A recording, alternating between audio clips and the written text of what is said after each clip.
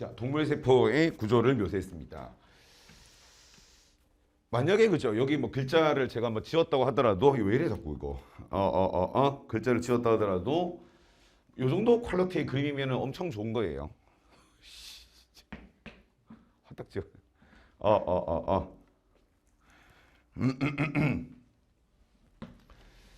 자, 바로 보기 봅시다. 강화나에서 RNA 중합 효소가 발견됩니다. 만약에 이제 우리가 문장을 이제 이렇게 쓰지 말고 강하고 나에서 전사가 관찰되더라. 중간중간 끊기는 것 같아요. 자, 강하고 나에서 전사가 일어납니다라고 했으면은 뭐 무난하게 맞는 말이에요. 따라서 우리 학생들은 전사가 일어난다라는 거는 전사라는 효소가 발견된다. 말 바꾸는 거예요, 우리 학생들 그죠? 따라서 어떤 식의 표현을 써도 이제 상관없습니다. 나와다 모두에서 리보솜이 발견됩니다. 마찬가지예요, 여러분들 그죠? 1번 보기를 뭐 흉내낸 거잖아. 만약에 나하고다에서 번역이 일어납니다라고 해도 뭐 같은 말이잖아요, 여러분들 그죠? 다만 이제 만약에 사이즈를 물어봤으면은 미토콘드리아에서는 70S 리보솜이 세포질에서는 80S 리보솜이 번역을 하는 것을 목격을 할 수 있어요. 따라서 이제 전사가 일어나는 장소, 번역이 일어나는 장소, 그거 물어본 것입니다. 자, 라는 식물세포에 존재하는 근리옥시점의 기능을 물론 아직까지 우리 학생들은 근리옥시점에 대한 상세한 대사를 배우지는 않았지만 그래도 이제 간단한 결론을 제가 말씀드렸잖아. 식물세포의 근리옥시점이 담당하는 기능은 무엇이냐면은 아마 우리 학생들이 이제 다음 주부터 대사 들어가잖아요. 그죠? 그러면 이제 실제 대사 과정 볼 건데 지방산을 당화시킨다. 그래서 이제 우리가 근리옥시점을 들고 있는 식물세포라는 거는 광합성을 할 수 없는 어린 식물세포를 의미하는 거예요. 그래서 어린 식물세포는 광합성을 못하기 때문에 엄마 식물이 전달해준 지방을 이용해서 당을 합성합니다. 자, 그런데 이제 이 근리옥시점이라고 하는 이 세포 소기관이 어디에만 존재한다? 식물에만 존재를 해요. 쉽게 얘기하면 이 기능을 누구나 할 수 없냐면은 동물에서는 이 기능이 일어나지 않습니다. 그래서 동물에서는 요 기능이 없다. 그 너무 이제 대사적으로 생각하지 말고 얘들아 지금은 동물에서는 근리옥시점이라는 세포 소기관이 관찰되지 않는다. 동물에서는 뭐밖에 관찰되지 않는다? 포옥시점밖에는 관찰되지 않는다. 따라서 이제 포옥시점에서는 저런 기능이 일어날 수가 없다. 그럼 냉정히 얘기하면은 지금 현재 주어져 있는 동물 세포에서 근리옥시점의 기능을 담당하는 것은 뭐 다가 아니라 라가 아니라 뭐냐? 없습니다, 여러분들. 따라서 그냥 저스트 없습니다라고 하셔야 돼요. 동물 세포에는 그런 기능이 없어요. 나에 존재하는 단백질의 유전자는 그렇습니다. 미토콘드리아는 유전자를 가지고 있어요. 자, 우리 학생들이 이제 배웠으니까 머릿속에 이렇게 정리하는 게 어떨까? 미토콘드리아 안에는 미토콘드리아 DNA, 보통 기호로 쓸 때는 mtDNA라고 그러거든. 조그마한 환영 구조의 DNA가 있습니다. 자, 아까 전에 1번 보기 요것이 전사가 된 다음에 요것이 번역이 된 다음에 단백질이 만들어져요. 그럼 이렇게 이제 묘사하면은 미토콘드리아는 스스로 단백질 합성합니다가 되는 거잖아. 자, 근데 우리는 배웠잖아요. 자유리보솜이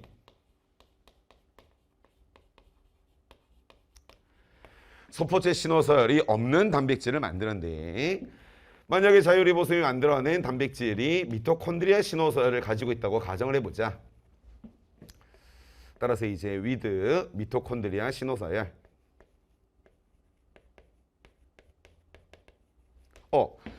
따라서 만약에 이제 이런 단백질이 미토콘드리아 신호설을 가지고 있었다고 한다면은 얘네들이 어디로 운반되는 거였어요? 미토콘드리아 안으로 운반될 수 있어요. 자, 엽록체도 마찬가지예요, 여러분들. 따라서 우리 학생들은 이제 미토콘드리아 엽록체에는 이런 식으로 전달되는 단백질도 있고 저렇게 공급되는 단백질도 있는 거예요. 라고 알고 계시고 조심하실 것은 양이 훨씬 많다라는 겁니다. 따라서 자신이 가지고 있는 유전 정보를 이용해서 자신의 단백질을 만드는 거에는 한계가 있어요. 그래서 오랜 세월의 내부 공생을 통해서 얘네들의 대부분의 유전자는 퇴화되어 있고요. 대부분의 유전 정보는 핵의암화되어 있습니다. 따라서 지금 얘가 물게 되는 이 자유리보솜이 물게 되는 mRNA는 어디에서? 핵에서 그죠? 전사되어서 나온 mRNA를 그치? 이 자유리보솜이 물어서 번역을 한 거잖아요. 그치? 그럼 이제 유전 정보를 읽어보시면은 자기 자신이 만들어내는 소수의 단백질을 암호하고 있는 유전 정보는 여기 들어가 있고요. 자신이 필요로 하는 대다수의 단백질에 대한 유전 정보는 거슬러 갔더니 어디 있어요, 여러분들? 여기 있는 거지, 얘들아. 그렇지? 따라서 이제 우리가 유전 정보가 어디에다 많다라는 표현을 쓸 수 있는 거예요. 따라서 나에 존재하는 단백질의 유전자는 대부분 가에 암호화되어 있습니다가 맞는 말입니다. 자, 그다음에 이제 우리 학생들 골지체의 기능하면 잘 아는데 실제로 이제 우리가 세포생물학에서는 강조되지 않지만 또 우리가 생리학 시간에 가면은 강조되는 내용이 있잖아. 따라서 이제 그거 한번 리마인드 해보라고요. 소장상피 세포에서 라에서는 킬로미크론이 완성된다. 그 지용성 양분 흡수할 때 이제 얘들아, 그렇지? 그래서 우리가 지방산과 그 다음에 모노아실글리세롤,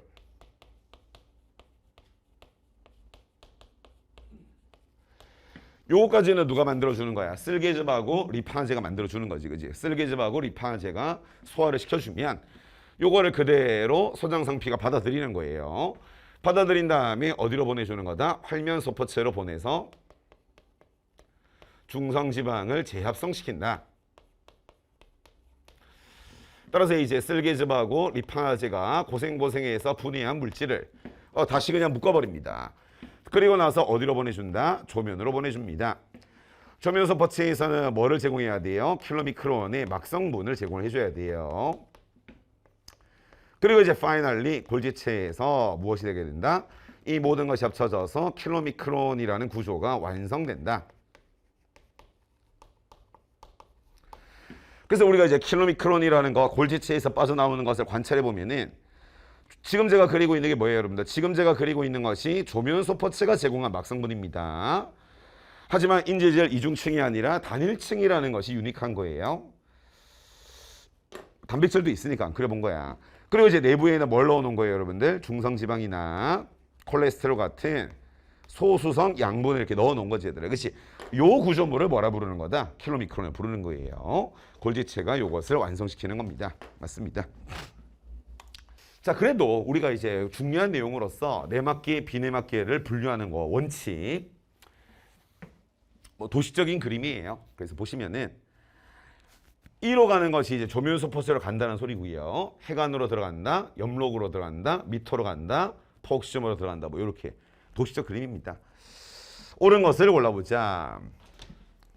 근데 내가 강조했잖아, 얘들아. 핵하고 핵막을 구분하자 그랬잖아. 핵공복합체에는 핵막이 있는 거잖아. 핵막이라고 하는 것은 엄연히 뭐가 맞아? 내막계가 맞잖아. 따라서 조면소포체의 막이 확장한 것이 핵막이다라는 것만 잊지 않으면 돼요, 여러분들. 그래서 사실상 그리고 이제 이 그림에 나름의 힌트가 있는데, 얘들아, 봐봐라. 못생긴 그림이라서 안 봤어? 이 그림에 힌트가 있잖아. 따라서 조면소포체의 막이 무슨 막인 거야? 핵막 맞잖아. 따라서 여기에서 어떠한 단백질을 박아주면은 그 단백질이 어디로 갈 수 있는 거야? 여기로 갈 수 있는 거잖아요, 얘들아. 그렇지? 따라서 이제 이것은 내막계이기 때문에 이 경로로 이동한다는 것이 맞는 말이에요, 여러분들. 그래서 1번이 옳은 말입니다. 따라서 이제 A에 해당하는 것은 핵공복합체 같은 게 아니잖아요, 여러분들. A는 핵의 내부로 이동하는 거라 그랬지, 그렇지? 자, 그 다음에 이제 지방산의 산화라고 하는 말을 이용해서 여러분들을 속이려고 했던 거고요. 왜냐면은 지방산의 산화하시면은 미토콘드리아를 떠올리는 것은 정상입니다만, 근데 얘들아, 우리가 최근에 배웠잖아. 무슨 옥시다제라는 이 단어는 명심을 해야 된다. 앞에 있는 글자는 아직 안 배웠지만 그냥 무슨 옥시다제라고 하면은 얘는 유기물을 산화시키면서 뭘 만든다 그랬어요? 과산화수소를 만들기 때문에 이 무슨 옥시다제라는 요소는 무조건 어디 있어야 된다 그랬어? 포옥시즘이나 글리옥시즘에 있어야 된다 그랬잖아요. 그렇지? 그래서 의도는 지방산의 산화라고 하는 것의 주된 장소는 미토콘드리아가 맞지만 요 단어를 이용해서 틀리지 않기를 저는 바랬던 거예요. 실제로 포옥시즘에서는 지방산의 베타산화를 일부 수용할 수가 있어요. 따라서 D경로로 묘사를 해야겠지. 미토콘드리아 기젤과 엽록체 스트로마에는 샤페론이 존재하지 않습니다. 자, 이것도 좀 생각을 해야 되는 복이었어요. 자, 일단은 제가 의도한 거는 이래요. 우리가 공부했었던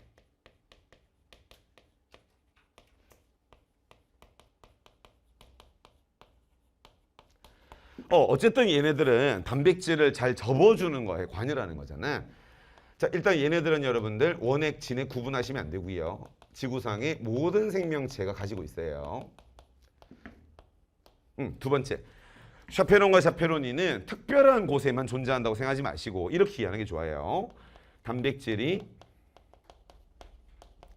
접히는 장소라면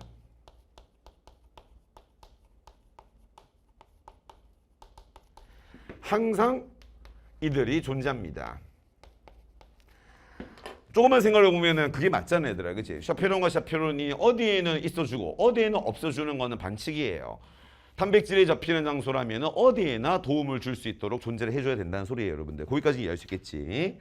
자, 그러면 우리 학생들은 단백질이 접히는 장소가 어딘지를 침착하게 생각해 봅시다.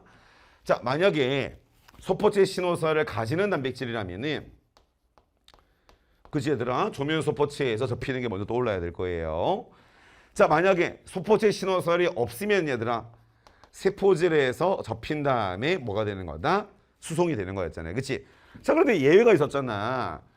지금 보시는 A하고 B하고 C하고 D는 다 번역이 끝나고 나서 이동을 하는 건데 엽록체하고 미토콘드리아는 예외적으로 통과할 때 1차 구조로 다시 풀려버린다 그랬잖아. 그러고 나서 안에서 어떻게 된다 그랬어요? 다시 접힌다 그랬잖아요. 게다가 엽록체하고 미토콘드리아는 스스로 단백질을 또 만드는 장소잖아. 그래. 그렇게 생각하면은 미토하고 엽에도 포함되어 있어야 된다라는 결론이 나오는 거예요.